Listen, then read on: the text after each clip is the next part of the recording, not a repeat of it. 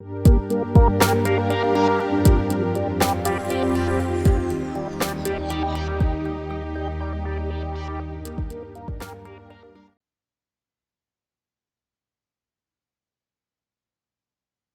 le bendiga, hermanos, a todos los que están acompañándonos físicamente, también a los que nos acompañan por las redes sociales. Bienvenidos una vez más a la casa del Señor, porque donde están 2 o 3 o más reunidos, dice la palabra, que ahí está Él enviando bendición. Entonces, Él está aquí junto con nosotros. Y vamos a escuchar su palabra en esta mañana. Amén. Vamos a inclinar nuestros rostros. Gracias, Padre, te damos, porque tú eres bueno, Señor, y para siempre tu misericordia es. Gracias, Padre, por el tiempo que hemos tenido, Señor, las alabanzas que hemos entonado, esperando, Señor, de que sean de tu agrado, que sean un olor fragante, Señor, y que sean alabanzas como tú esperas de siervos que te alaben en espíritu y en verdad. Así que, Señor, como dice la canción que acabamos de cantar, usa nuestras vidas como tú quieras y que sea para en nuestra boca la frase que mi gloria eres tú, Señor. Nuestra gloria eres tú. No hay nada aquí en la tierra físico que podamos tener que supere tu presencia con nosotros. Así que, Padre, te queremos dar las gracias por tu permitirnos reunirnos una vez más contigo. Cumple, Señor, tus promesas en nuestras vidas y haz de nosotros, Señor, como tú quieras. Así que te honramos a ti y permítenos, Señor, ser de bendición a los demás. Permítenos aprender a vivir una vida de bendición y que podamos salir de aquí edificados. Usa tu palabra en mí, usa tu palabra en mis hermanos. Usa tu palabra, Señor, como tú quieras. Gracias, Señor, en el nombre de Jesús. Amén.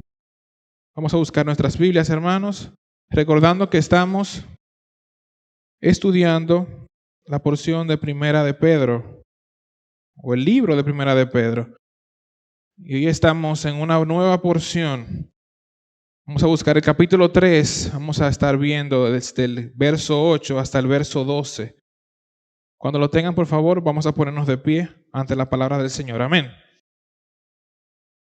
Dice su palabra: finalmente, sed todos de un mismo sentir, compasivos, amándonos fraternalmente, misericordiosos, amigables, no devolviendo mal por mal, ni maldición por maldición, sino por el contrario, bendiciendo, sabiendo que fuisteis llamados para que heredaseis bendición. Porque el que quiere amar la vida y ver días buenos, refrene su lengua del mal, y sus labios no hablen engaño. Apártese del mal, haga el bien, busque la paz y sígala. Porque los ojos del Señor están sobre los justos, y sus oídos atentos a sus oraciones. Pero el rostro del Señor está contra aquellos que hacen el mal. Amén. Podemos poner a nuestros asientos una vez más. Finalmente, miren cómo inicia esta parte. Finalmente, la palabra final en esta versión, la Reina Valera, en otras versiones dice concluyendo o en conclusión. Entonces quiere decir que la porción que estamos viendo es una conclusión. Cuando estamos haciendo una exposición y terminamos la exposición, regularmente lo hacemos con una conclusión. Así que la pregunta sería, ¿qué es lo que está concluyendo Pedro en esta porción? Y es lo que hemos visto hasta ahora. ¿Conclusión de qué? En las semanas pasadas, Jonathan Anselmo y Jonathan, nuestro pastor, han estado hablando acerca de una temática específica que es la conducta del creyente. Cómo el creyente tiene que manejarse en la sociedad, cómo el creyente tiene que manejarse como ciudadano, cómo el creyente tiene que manejarse como empleado.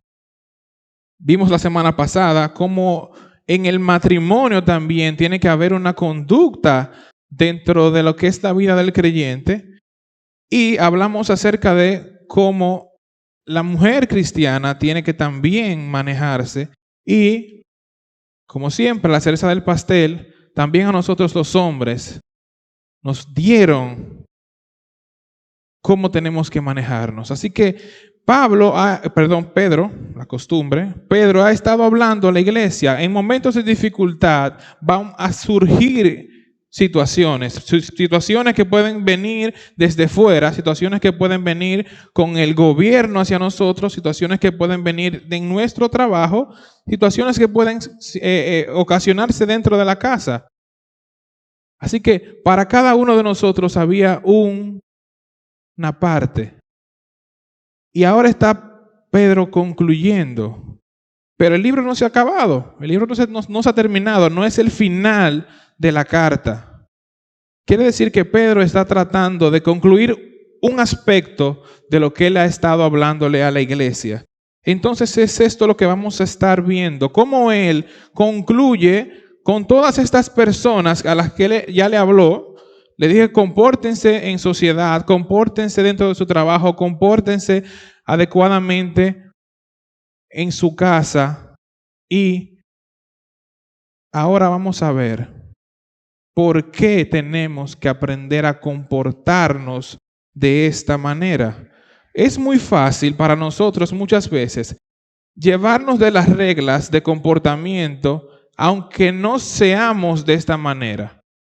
Se nos facilita la vida cuando nos dicen tú tienes que hacer esto, esto y aquello. Aunque cuando tú salgas de ahí, no lo hagas. Por ejemplo, tenemos un protocolo todavía aquí en la iglesia acerca del COVID. Tenemos unas reglas que hay que cumplir. Y todos estamos cumpliendo la cabalidad. Pero eso no quiere decir que ustedes cuando salgan de aquí tienen que hacer lo mismo. Entonces, para nosotros muchas veces es más fácil aprender a cumplir reglas que hacer de una manera específica. Y es lo que está hablando ahora Pedro. Le está hablando al corazón, le está hablando a la esencia del creyente. El cristiano debe de comportarse de una manera, pero el cristiano tiene que ser de una manera. ¿Y por qué tenemos que ser de esta manera? ¿Cuál es el beneficio de ser de la manera como Pedro está exponiendo en esta palabra? En el contexto de la época no era tarea fácil vivir a la manera como Pedro estaba hablando. Imagínense ustedes, hoy en día tenemos la facilidad de que estamos en un país con una doctrina católica, la iglesia es respetada, los cristianos somos respetados. En nuestro trabajo, las leyes que tenemos también en nuestro código laboral nos respetan como creyentes. Pero imagínense en ese contexto de la época, donde había una sociedad que estaba persiguiendo a los cristianos, donde en tu trabajo tú podías estar siendo perseguido por ser cristiano, donde en tu casa tú podías tener un esposo o una esposa que no fuera creyente. Y comienzan a darse situaciones. ¿Cómo tengo que manejarme dentro de estas situaciones? Ya Pedro lo dijo. Pero Pedro ahora está hablándonos directamente al corazón, como les mencioné. Entonces, vamos a ver en esta mañana 5 aspectos, 5 virtudes acerca de cómo el cristiano tiene que aprender a vivir. Pero quiero hacer, antes de esto, vamos a hacer un salto en los versos para entender por qué razón vienen estas virtudes. Vamos a buscar el verso 9. Dice, no devolviendo mal por mal, ni maldición por maldición, sino por el contrario, ¿qué dice? Bendiciendo, sabiendo que fuisteis llamados para que heredaseis bendición. Quiere decir que la bendición está en el centro de lo que es esta porción.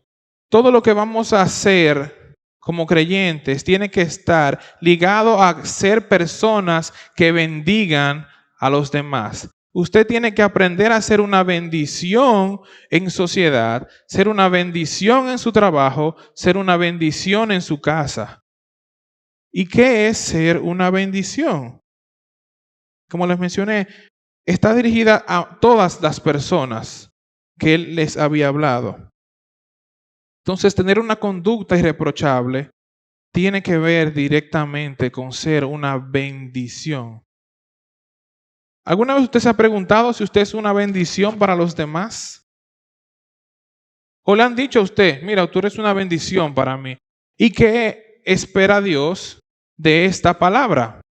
Porque muchas veces malinterpretamos lo que es una bendición.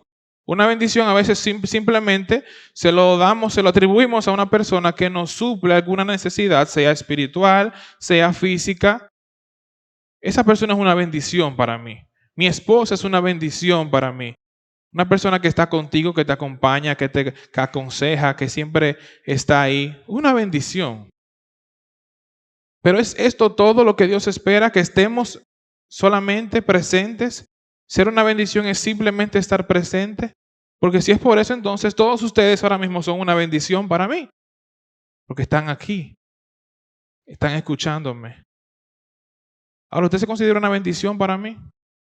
Vamos a ver entonces lo que es una bendición. ¿Qué es ser una bendición? Vamos a ver 5 virtudes acerca de lo que es ser una bendición a los demás. Y número 1, miren qué dice en el verso 8. Finalmente, ser todos de un mismo sentir. La palabra del griego que habla acerca de lo que es un mismo sentir, esta palabra armonía, la traducción. Si le digo la palabra en griego no lo vamos a entender ninguno. Es la palabra homofrones, pero la traducción literal de lo que es ser de un mismo sentir es ser armoniosos. ¿Alguien sabe lo que es la armonía? Cuando escucho la palabra armonía no puedo dejar de pensar en música.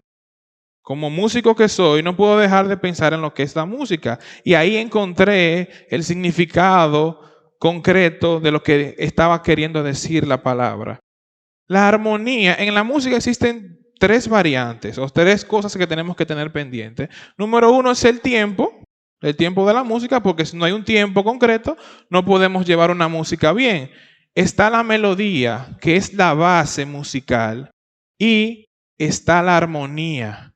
La armonía, para ponérselo así, es la decoración. Es lo que hace que la música se escuche bonita. Es lo que hace que la música tenga un sentido diferente y no se escuche tan monótona. Entonces la armonía va de la mano con lo que la palabra está pidiéndonos. Ser armoniosos como creyentes, tener un mismo sentir, nos lleva a todos a pensar lo mismo. Nos lleva a todos a querer desear lo mismo, aunque seamos diferentes. Una iglesia armoniosa, aunque tenga miembros que sean todos diferentes, que tengan conductas diferentes, que nos manejemos de formas diferentes, andamos buscando un mismo sentir. Y la música que estamos haciendo es una música armoniosa. Una iglesia que todos sean iguales, que todos piensen lo mismo, pero que todos seamos de la misma manera, no está siendo una iglesia armoniosa. Por eso Dios siempre pone personas diferentes. En una iglesia que sean todos iguales, que sean todos pensando lo mismo, creo que sería más un partido político que una iglesia. Entonces, una iglesia tiene que aprender a vivir en armonía. Usted tiene que, para poder ser bendición, ser una persona que quiera lograr armonía dentro de la iglesia. Debe ser su deseo querer lograr que la iglesia sea armoniosa. Y para poder hacer esto, debemos de aprender a ser o a tener la mente de Cristo. ¿Alguien ha escuchado esa frase? Tener la mente de Cristo. ¿Cuál es la mente de Cristo? ¿Cómo podemos nosotros ser armoniosos si no tenemos algo específico que nos una a todos y que queremos ser todos de la misma manera? Yo no puedo querer ser como uno de mis hermanos, porque tal vez tenga otro hermano que quiera ser como otro hermano diferente. Pero si todos estamos a la par y queremos ser como Cristo, tener la mente que Él tuvo, entonces, aunque seamos diferentes, vamos a poder tener armonía. ¿Y cuál es la mente de Cristo? Vamos a buscar en nuestras Biblias Filipenses 2. Es un verso que hemos escuchado, del 5 al 8. Dice: haya pues en vosotros este sentir que hubo también en Cristo. Miren cómo comienza la frase. Haya pues en vosotros este mismo sentir que hubo también en Cristo, el cual siendo en forma de Dios, no estimó el ser igual a Dios como cosa que aferrarse, sino que se despojó a sí mismo, tomando forma de siervo, hecho semejante a los hombres, estando en la condición de hombre, se humilló a sí mismo, haciéndose obediente hasta la muerte y muerte de cruz. Ok, Pablo, ¿y cuál es la mente de Cristo? Miren que claro lo dice. Él no estimó ser igual a lo que Él era. Él se despojó de lo que Él era. Él no se aferró a lo que Él era, buscando venir a la tierra para tener armonía con sus enemigos. Él pudo haber dicho una palabra y hacer que fuéramos lo que somos nosotros hoy. Sin embargo, Él no quiso hacerlo de esta manera, para enseñarnos a nosotros lo que debemos ser y cómo tener un sentir de acuerdo a la mente de Cristo. Entonces, Cristo se despoja. Cristo no se queda pensando que yo soy el bueno, que venga el otro donde mí, sino Él toma la iniciativa. Y para poder tener armonía y poder tener la mente de Cristo, entonces tenemos que ser personas que sean sacrificados. Tenemos que ser personas que estén dispuestos a despojarse de lo que somos. A no darnos, como decimos, más bombo de lo que somos. Tenemos que aprender a ser personas creyentes que estén dispuestos a dar una milla extra, a salir de nuestra zona de confort para poder lograr ser armoniosos aquí en la iglesia. Asimismo, también tenemos que aprender a ser armoniosos en sociedad. No es posible que vivamos solamente en la iglesia deseando la armonía de la iglesia sin saber o entender que vivimos en un mundo donde tenemos que demostrar y ser también de bendición para los de fuera. Bendecimos mucho. Dios te bendiga. En los grupos de WhatsApp vivimos bendiciendo. Pero la pregunta es, ¿somos de esta manera con los de fuera? ¿Somos de bendición para los de afuera? ¿Habrá un impacto con lo que nosotros hacemos en nuestro trabajo? Cuando nos maltratan en nuestro trabajo, no solamente porque somos creyentes, cuando abusan por cualquier cosa, ¿qué es lo primero que usted piensa? ¿Qué es lo primero que sale? Yo tengo que ser de bendición para mi jefe, para mi supervisor, tengo que ser de bendición. O comenzamos a pensar mil y unas cosas que lo que hacen es más división y hace que nosotros lo que deseemos es hacer el mal dentro de nuestro trabajo y con nuestras esposas, hombres. ¿Estamos dispuestos a ser de bendición, a buscar armonía? ¿A que haya una armonía en la casa? ¿Despojarnos de nosotros mismos? ¿Despojarnos de que somos lo que trabajamos? ¿Lo que llevamos el pan a la mesa? ¿Estamos dispuestos a dejar lo que somos en busca de la armonía, en busca de ser bendición? Preguntémonos esto. El segundo punto, en el verso 8, dice compasivos. ¿Y qué es ser compasivos? La compasión viene de dos palabras. En el griego es sun y patos. De ahí viene la misma palabra simpatía. Sun es con y patos es sufrir. O sea que es sufrir con. Compasión viene con el sufrimiento tuyo que le pertenece, sufrimiento que tú vas a tener por estar con otra persona. El sufrimiento o sufrir con otra persona es lo que es la compasión. Para ponerlo así, es ponerse usted en los zapatos de otra persona. Es imposible ser de bendición si no entendemos lo que es la compasión. Compasión no simplemente es orar por la persona. Compasión es sufrir con la persona, es de identificarse con la persona. Piense usted en esto. Este es su trabajo. Y hay una persona que lo molesta mucho, que lo tiene usted prácticamente entre ceja y ceja. Y llega un momento, un día de su vida, que esa persona está atravesando por una situación difícil. ¿Está usted dispuesto a ser compasivo con esa persona para bendecir a esa persona? No simplemente la armonía es suficiente, la compasión también va totalmente de la mano para poder ser personas de bendición a los demás. Identificarnos con el estado emocional de los demás. Entonces, ser compasivos va muy directamente de la mano con la misma mente de Cristo. Pero vamos a ver la mente de Cristo ahora desde otra óptica. Y vamos a buscar Isaías 53. Miren cómo dice Isaías 53, del 4 al 5. Dice, ciertamente, hablando de Cristo, hablando de una profecía mesiánica, de lo que Cristo iba a padecer, dice, ciertamente llevó Él nuestras enfermedades y sufrió Él nuestros dolores. Nosotros le tuvimos por azotado, por herido de Dios y abatido, mas Él herido fue por nuestras rebeliones, molidos por nuestros pecados. El castigo de nuestra paz fue sobre Él, y por su llaga fuimos nosotros curados. Compasión. La única forma de Cristo poder entender, ponerse en nuestros zapatos, era sufrir las consecuencias del pecado. Él fue compasivo. Él tuvo compasión. No simplemente vino a tener armonía, a ver cómo nosotros vivimos, sino Él vino también a sufrir nuestros dolores. Así que para ser de bendición, hermanos, tenemos que aprender también a ser compasivos.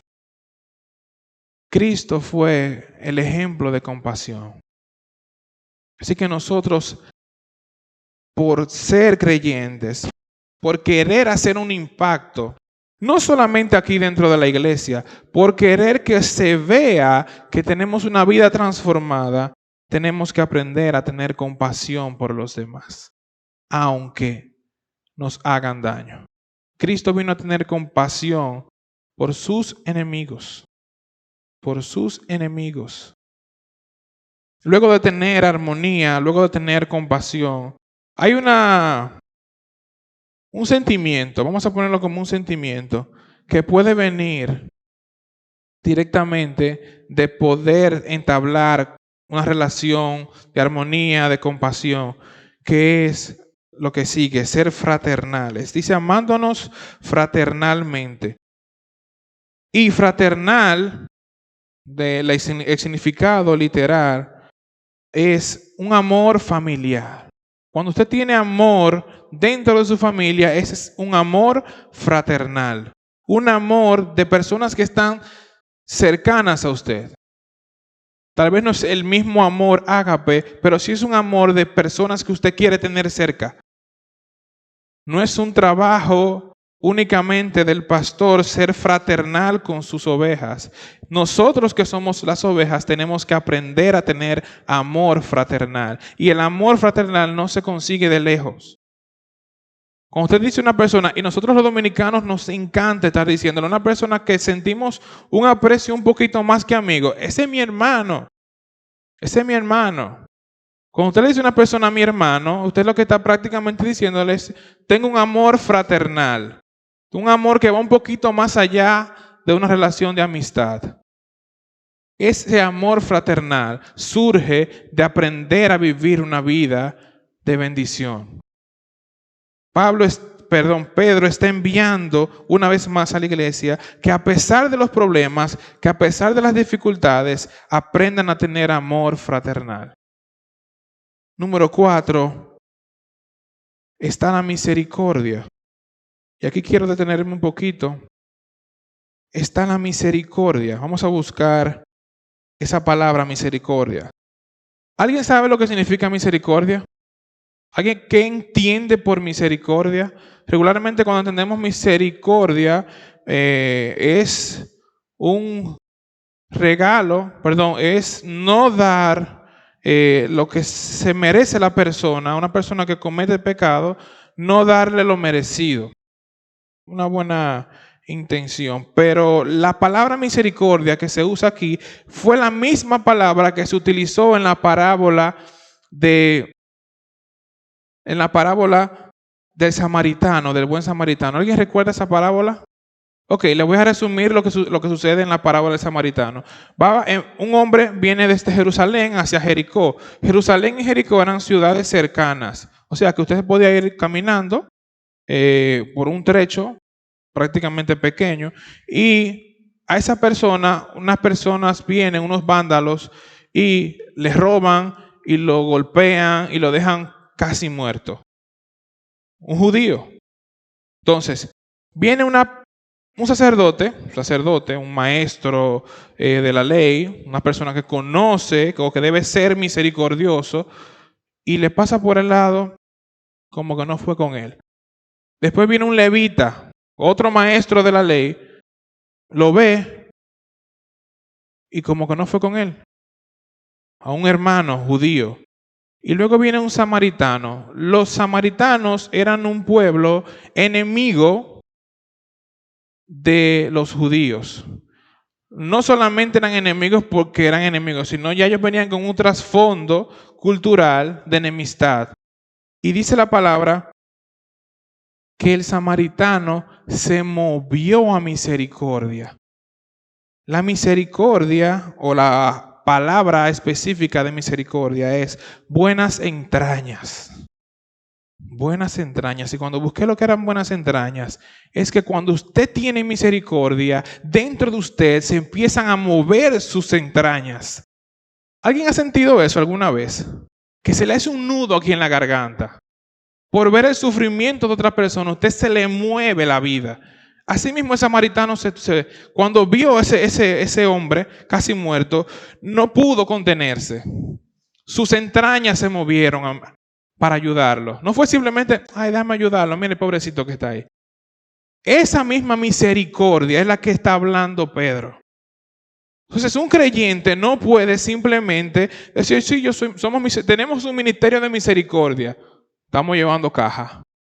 Ese ministerio de misericordia no solamente existe porque la iglesia tiene que hacerlo. La misericordia que nosotros tenemos que tener a la hora de enviar, en el caso de nosotros como iglesia, de enviar o de darle a nuestro hermano Joaquín lo que nos pide, una leche, arroz, habichuelas, tiene que venir porque nuestras entrañas fueron movidas. Porque estamos pensando en quién va a ser la persona beneficiada de este alimento. Usted no sabe si esa persona en realidad no tuvo nada que comer ese día. Y que sus entrañas tal vez se movieron porque no tenían nada que comer. Las de nosotros tienen que moverse por la misericordia. El creyente que quiere ser de bendición tiene que tener una misericordia que salga desde adentro. Ese samaritano fue movido a misericordia. Y esa misma misericordia se nos está pidiendo a nosotros que tengamos para ser de bendición a los demás. Así que cuando usted tenga problemas en su casa, con su esposo, con su esposa, con sus hijos, y usted sabe que tiene que moverse a misericordia porque está viendo lo que está pasando trabajo. O usted hizo algo con su esposa y la esposa comenzó a llorar. Usted tiene que tener misericordia de esa persona. Pero no es de que simplemente, no llore, por favor, no llore, Dios es bueno. Imagínense ustedes esa misma frase que dice que para siempre es la misericordia de Dios para con nosotros. Ahora piensen en la frase, en la palabra que les dije. Imagínense ustedes a Dios todos los días. Sus entrañas se mueven de misericordia por nosotros. Ah, no, Pablo, porque es que Dios es así. O sea, Dios es así. O sea, yo tengo que aprender ahora a hacerlo. Pero tenemos las herramientas. ¿Alguien ha sentido una vez al Espíritu Santo moviéndose? Y no es el movimiento del fuego que viven hablando de las otras denominaciones de iglesia. Ese no es el movimiento del Espíritu Santo. El movimiento del Espíritu Santo es cuando usted hace un pecado, Él se mueve para que usted entonces vuelva otra vez a los caminos. Y cuando usted ve una persona que necesita algo, el Espíritu Santo trabaja en usted a moverlo a misericordia también. Ese es el verdadero sentir, ese es el verdadero movimiento del Espíritu. Y es lo que Pedro está intentando, que la iglesia sea de impacto en medio de dificultades por su amor entre los hermanos, porque somos misericordiosos con otras personas. Ese es el impacto de la iglesia. Y ya la última virtud que está hablando Pedro aquí es ser amigable. Pero en otra versión, la versión de las Américas, una versión de la Biblia que está directamente traducida del griego, la palabra que utiliza es humilde. Seamos humildes. Y la misma palabra traducida es de mente humilde. Esa amigable que dice ahí es ser personas de mente humilde. Y la humildad no solamente es despojarnos de lo que somos. O sea, no es que los humildes son los que no tienen y los que no son humildes son los que tienen. Así que prácticamente no han enseñado. Hay una persona humilde, una persona sencilla. La humildad es reconocer lo que usted es.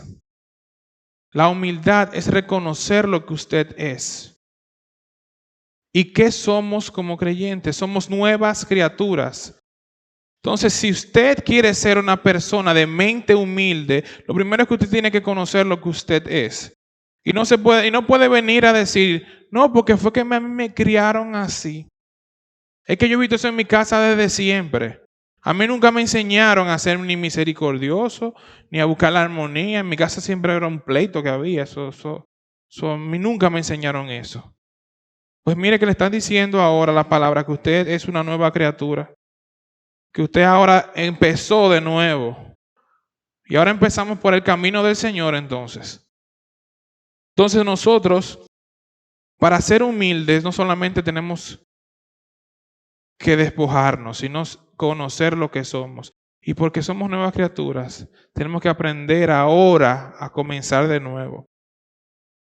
Entonces, una persona de bendición que tiene una mente como Cristo, es una mente compasiva, es una mente que busca un mismo sentir, es una mente que está queriendo entablar relaciones más allá de lo que es la amistad, una relación de hermanos, misericordia con los demás y una persona de mente humilde, una persona amigable.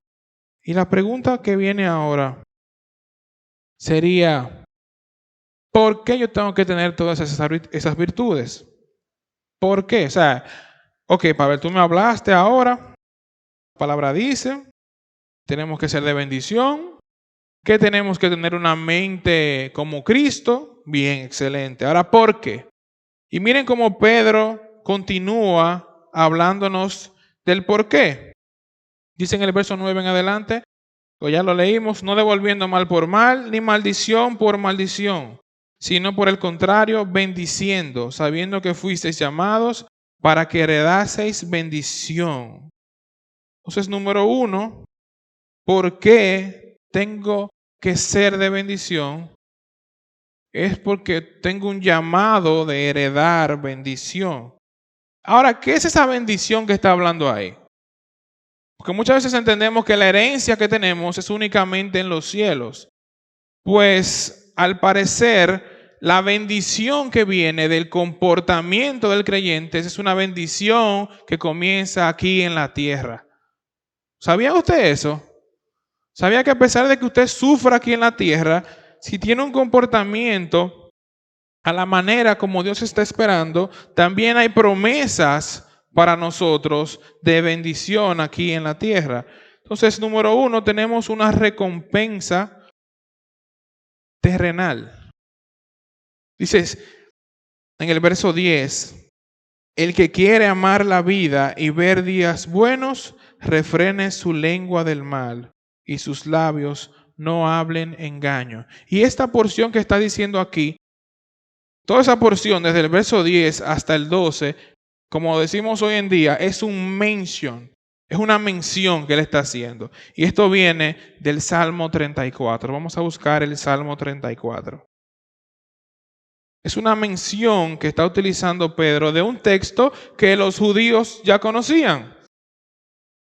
Para que no decir que simplemente lo está diciendo porque lo está diciendo, sino ya Dios había hablado acerca de esto. Dice Salmo 34, del verso 12 en adelante. Dice, ¿quién es el hombre que desea la vida y que desea muchos días para ver el bien? Guarda tu lengua del mal y tus labios de hablar engaño. Apártate del mal y haz el bien. Busca la paz y síguela. Los ojos de Jehová están sobre los justos y atentos sus oídos al clamor de ellos. La ira de Jehová contra los que hacen el mal, para cortar de la tierra la memoria de ellos. Creo que hasta suena un poquito más fuerte. O sea, suena como más sustancial el verso del Salmo. Entonces, tenemos una herencia aquí en la tierra. ¿Qué quiere decir? Usted siendo de bendición a los demás, eso va a influir en la paz que usted pueda tener para con los demás. Usted no puede andar en la vida anhelando tener paz si no anda anhelando la paz. Y la paz con los demás también hace de que usted tenga una vida tranquila. Es como rebobinando. Una vida de bendición expuesta a los demás, tanto en su trabajo. Usted bendice en su trabajo, va a estar en paz en su trabajo. Usted bendice en la calle, usted va a estar en paz en la calle. Si usted bendice en su hogar, usted es una persona de bendición en su hogar, va a estar en paz. Si el que quiere amar la vida y ver días buenos, entonces sea de bendición. Esos son los días buenos. Esa es la buena vida, señores. Una persona que usted le diga que yo tengo una buena vida. La buena vida del creyente es una vida de bendición. Es una vida de bendecir a los demás. Entonces, no crea usted que porque usted tenga mucho, porque usted disfrute mucho de las cosas, que usted pueda salir cada fin de semana, que usted pueda estar en el lugar que usted quiera, cuando usted quiera y con quien usted quiera, es una vida buena. La vida buena del creyente viene ligada a la bendición que usted es hacia los demás. Esa es la buena vida del creyente. Entonces, si usted quiere amar la vida y vivir días buenos, es para usted entonces seguir bendiciendo cada vez más.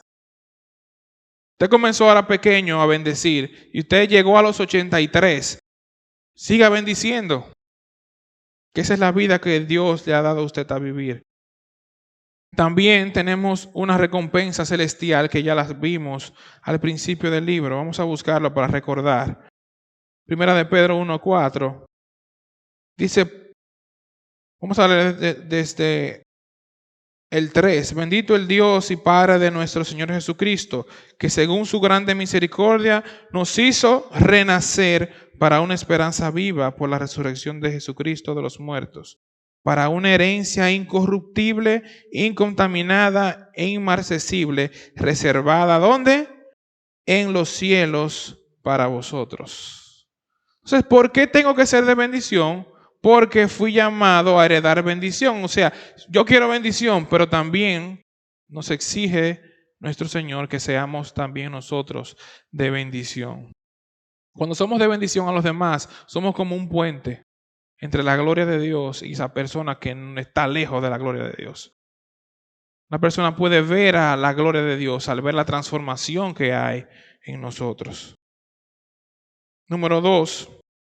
¿Por qué tengo que ser de bendición? Porque fui llamado, los hijos de Dios. Si usted se considera hijo de Dios, usted tiene que ser un pacificador o buscar la paz. Dice, refrene su lengua del mal y sus labios no hablen engaño. Apártese del mal, haga el bien, busque la paz y sígala. O sea, un hijo de Dios es reconocido porque anda buscando la paz. No es que ando buscando mi paz propia. O sea, no es que yo ando buscando yo estar en paz. Es que usted anda buscando que a su alrededor también haya paz. Y miren cómo dice el sermón, en el sermón de las bienaventuranzas. Bienaventurados los que buscan la paz, porque ellos serán llamados hijos de Dios. Se parece mucho a lo que estamos viendo ahora. O sea, hay una relación directa entre Pedro y lo que Cristo dice. Un hijo de Dios, para poder ser reconocido como hijo de Dios, tiene que ser una persona que anda buscando la paz. No podemos ser personas enchinchadoras. Que sus comentarios que usted hace en redes sociales sean buscando la paz para su nación. Que los comentarios que usted hace en su familia sean buscando la paz entre todos. Que lo que usted hace sea anhelando la paz. Por eso seremos reconocidos como hijos de Dios. Es imposible poder ser reconocido como un hijo de Dios cuando usted es un picapleito, como nos dicen. Es imposible. Asimismo en nuestros hogares, asimismo con nuestras esposas. Anhele que su casa esté en paz. Que sea nuestro anhelo diariamente. Y número 3, para finalizar, dice, porque los ojos del Señor están sobre los justos y sus oídos atentos a sus oraciones. Pero el rostro del Señor está contra aquellos que hacen el mal. Y me encanta, me gusta mucho más leer la parte o la versión que dice el Salmo. Vamos a buscarlo una vez más. Y si quieren podemos hacer una comparación de lo que dice esta parte. Dice en el 34:15, los ojos de Jehová están sobre los justos y atentos sus oídos al clamor de ellos. Vamos a dejarlo ahí primero. ¿Qué quiere decir esto? Que el Señor, escuchen, el Señor, así mismo como usted tiene un supervisor tal vez en su trabajo, que no se le quita de arriba, que no lo suelta nunca, que siempre está atento a usted, así mismo está el Señor como todo un supervisor supervisando a sus hijos. Miren, sus ojos están sobre los justos y sus oídos atentos al clamor de ellos. Pero qué bonito suena, ¿verdad? Ahora le hago una pregunta. ¿Cómo usted está comportando? ¿Qué es lo que Dios está viendo de usted? ¿Cuándo fue la última vez que usted fue de bendición a la manera como está diciendo Pedro hacia los demás? ¿Cuándo fue la última vez que en el checklist que tiene el Señor puso, mira, ok, Pablo fue de bendición a tal hermano, tal día, tal hora? Eso fue una verdadera bendición para esa persona. Y no obstante, dice también, sus oídos están atentos al clamor de ellos. Y ahora viene la pregunta del millón, que yo mismo me la hice. ¿Cuándo fue la última vez que yo oré que no fue por mí? Que no fue para pedirle algo mío. Que no fue simplemente por algo que me está sucediendo a mí. ¿Cuándo fue la última vez que yo oré para que Dios tuviera misericordia de una persona? ¿Cuándo fue la última vez que yo oré para que Dios recuperara una relación perdida entre mí y otra persona o entre personas diferentes? ¿Cuándo fue la última vez que yo oré por la paz en mi trabajo, en mi casa? ¿Ustedes creen que Dios simplemente está atento? Oh, sí, usted ora tantas veces al día. No, Él está atento a lo que usted está orando, lo que usted está pidiendo. Entonces, ¿por qué razón tengo que ser de bendición? Porque Dios está supervisándonos. ¿Usted cree que simplemente está suelto al sitio aquí en la tierra? No. Hoy Dios nos está supervisando, nos supervisó y cuando salgamos de aquí va a seguir supervisándonos. Entonces, piensen esto. Analice esto. Y mire cómo dice, sus ojos están sobre los justos y atentos sus oídos al clamor de ellos. Y para culminar, mire cómo cierra en el verso de Pedro y en el Salmo. Y me encanta mucho esta relación, porque tal vez la traducción muchas veces nos hace pensar cosas diferentes. Dice en el verso de Pedro, pero el rostro del Señor está contra aquellos que hacen el mal. Y no suena tan feo. O sea, no suena tan feo. Pero miren cómo dice en el Salmo, la ira de Jehová está contra los que hacen el mal, para cortar de la tierra la memoria de ellos.